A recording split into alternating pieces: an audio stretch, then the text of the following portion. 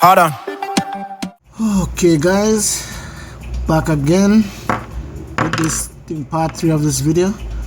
And my goodness guys, to tell you the truth, if I was making a video without pausing, this video would be like 5 hours long.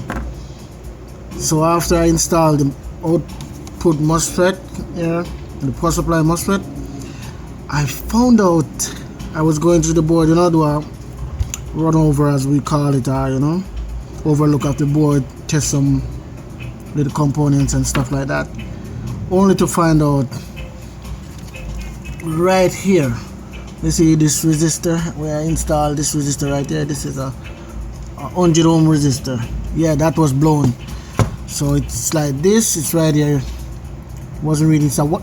No, that one is the 1 ohms, pardon me, 1 ohms resistor right here. So that's brown, black, gold. Yeah, you could see where a piece of it is out, yeah, from, where it goes down. So I did that, and then after I'm testing across this capacitor here, which is a CT. You said a CT. No, it's not a capacitor. It's I forgot the name of it, but it was shorting out. So I said, take one side of the the leg out the board. It wasn't shorting out. So I check here. I had 4 resistors here, and the values are, honestly, in my years of repair, there's 2 things with this amplifier I'm gonna show you guys that I come across that I never come across before. I have a transistor here, A1750. I never replaced this in any amplifier before. Looks like that. Yeah, this was shorting out, like really dead short. So continuity all the way, and plus it was 4 of them in a bank, and they all it operate the driver board here. This little driver board you see right here, yeah, it's right in that area. So now I replaced those, which I didn't have these, but I didn't even look at the data sheet much. I look at the data sheet for the voltage, and I realized they use like 50 volts max, you understand, and stuff like that. So I look up the data sheet for the D600, and it was way higher for the voltage, like I think it's 180 something up there in that region. It's over 100 for the drain to source, if I'm right. Not too sure, yeah, something like that, yeah. If you look it up, you guys will see. But it takes a lot of voltage. These D600 and what's the other one? D600 and the other one is the B631. So I didn't have them there.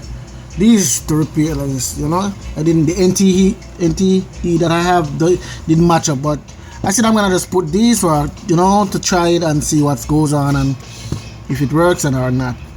But I'll let you guys know. But no, okay. Alright, so now I'm going through the amplifier again and checking. I come down this area. Alright, so what I did, I realized that there's a diode right here in the little corner. It's a diode, let me see, D31 right here in this little area, right? You see like something, like, see that little plug right there, like something supposed to plug on. Yeah, there's nothing plugged to that, maybe they were gonna put a LED light somewhere, but they didn't. But there's a diode D31. Yeah, that was bad. So if you have one of these repair, please check for that if you have an issue. I don't know if it causes anything because I didn't pour it up. I was just going through the board and checking some component, and then I realized that was bad. So I was like, wow, this amplifier has a lot of bad parts. It goes down really hard. So now, since that is bad, what I did, I said I wasn't gonna change the IC on this, the TL494. I wasn't gonna change it. That sends 5 volt to switch on this. Yeah, I wasn't gonna replace it. Then I said, okay, if the if the damage come this far, there maybe it goes. So I pulled this strip out. Yeah, it wasn't easy. It wasn't easy to take this out. because even two of the trace I have to resolder it behind here and the back of it. Yeah, the right way go. Yeah, because at the front it, when I try to get it out, yeah, this one was, I don't know, this is the first. These are really close. The holes they put in the circuit board here to pin, yeah, was really close. So yeah, I did that. And again now I said, alright, let me just pull this amplifier to see, you know, if everything is okay with it now, just to see, you know, because I was gonna pull it up but you guys see everything was okay and stuff like that, and only to find out this resistor here, 100 ohms, this thing was smoking. So I was like, why would that be smoking? And I was like, that's, you know, I work in a lot of, I never have an issue with this, right? Because this goes go right to the output, you know, for the ground to, you know, to the output, the ground of the output here. So I was like, that's weird. So now let me show it right here. It was smoking and I tested a couple of, you could see the discoloration in this thing. Yeah, it's really discolored. Yeah, so I was like, why would that be smoking? But hold on, before I go there, I did tell you that I replaced the TL494. Sorry guys to cut it like that. Yeah, I did replace the TL494, but it wasn't bad, but I still replaced it because I thought it was the problem why this here 100 ohms was smoking, because you know the board circuit, yeah, it's in this area. So I was like, maybe I should just change, you know. Then only I said, no, it connected, one leg of it goes straight to this capacitor here, which is a non-polarized 250 volts 10 microfarad. Yeah, it goes straight to this cap. So I was like, alright, so I said, I'm gonna check everything that's in line with this. From this side I checked, everything was okay, and from this side I said, alright, let me start check from this side, because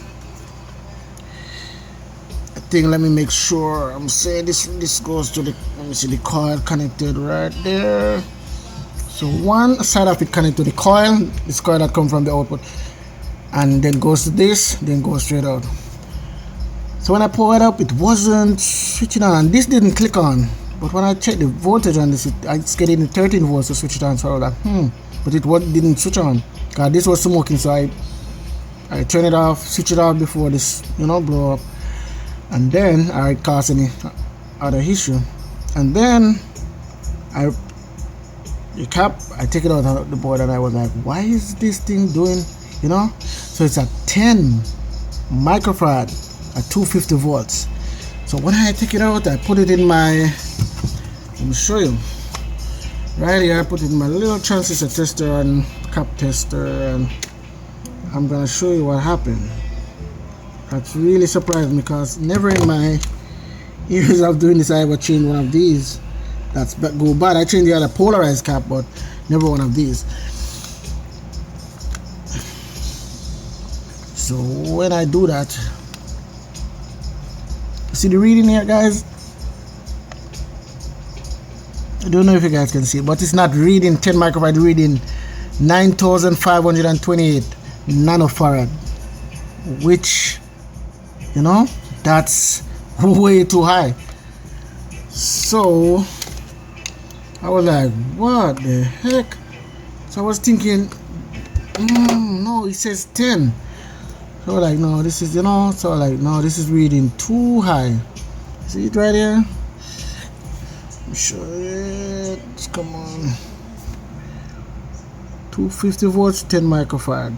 So I was like, damn, that's not right. So I take it out, check my inventory that I have here with caps, and I check and I check and I check and I check, and I couldn't find one. I was like, oh my god.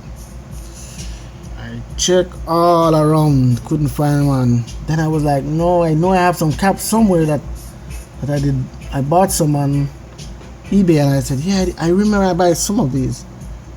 I buy some 22 microfarad at 250 volts and some of these. So I was like, I checked there, because that's not where I check first. I check some inventory that I have, some I get some caps from before, and yeah, then I check my own stock. Now I realized, like, okay, yeah, wow, I found one. Installed it right here. You could see this one is orange and this one was like a brownish brown.